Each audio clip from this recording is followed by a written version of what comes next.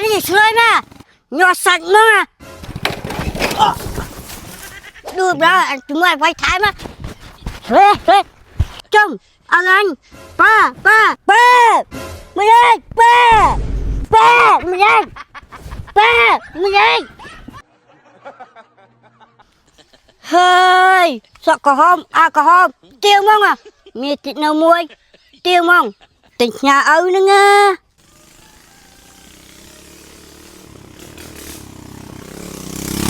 trời anh đi chơi mà nhỏ sạch mà đưa ra chúng mày phải thái mà chơi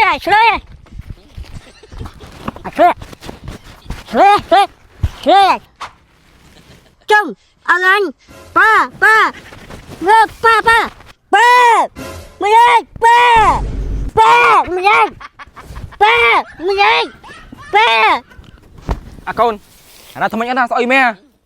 chồng ba đọc luôn rồi hãy ai nơi đòn cam mà mòn sợ lần anh mà đừng luôn đi hay mà bên nào nâng thật lấy cho trên nhà ba ai này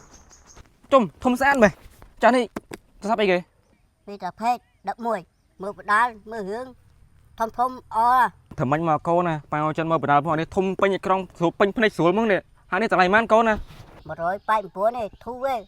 ជាថាបន្លែតម្លៃខំ200ដុល្លារទេបើនិយាយពីកម្លាំងម៉ាស៊ីនវិញនិយាយពីថាខ្លាំងកប់សេរីតែម្ដងរូបរាងក៏ស្អាតអេក្រង់ក៏ច្បាស់និយាយពីថា smooth ដល់កឲ្យមកដល់ទេបាទដោយបានឃើញខ្ញុំតែផ្ទាល់អញ្ចឹងនិយាយពីការលេងហ្គេមទាំងមើលវីដេអូនិយាយថា smooth ស្រួលមើលតែជាក់ភ្នែកតែម្ដងហើយ Tecno Megapad 11ហ្នឹងគឺមានមកជាមួយនឹងបន្ទះ chip MediaTek ត្រកូល G99 chip កម្រិតមធ្យមមកនិយាយទៅល្អក្នុងការប្រើប្រាស់ការងារប្រចាំថ្ងៃនិងល្អក្នុងការយកទៅលេងហ្គេមទូទៅល្មមហើយអត់សូវស៊ីថ្មទេព្រោះ chip ត្រូវការថាមពលតិចមែនទែនហើយបើនិយាយពីអេក្រង់វិញមកលឿន 90Hz ជាមួយនឹងអេក្រង់បំពាក់បច្ចេកវិទ្យាការពារភ្នែកមើលយូរអាចនិយាយថាអត់ប៉ះពាល់ភ្នែកយើងទេហើយបើនិយាយពីអេក្រង់វិញ11 inch មានកម្រិតបង្ហាញ Full HD បង្ហាញរូបបានច្បាស់ជាមួយនឹងពណ៌ដិតនិងមានចលនា smooth រអិលតែម្ដងកាមេរ៉ាគោលមានទំហំ13 megapixel ហើយបើនិយាយពីទម្ងន់វិញមកធំតែ510ក្រាមទេជាមួយនឹងកម្រាស់ស្ដើងមែនទែនហ្មង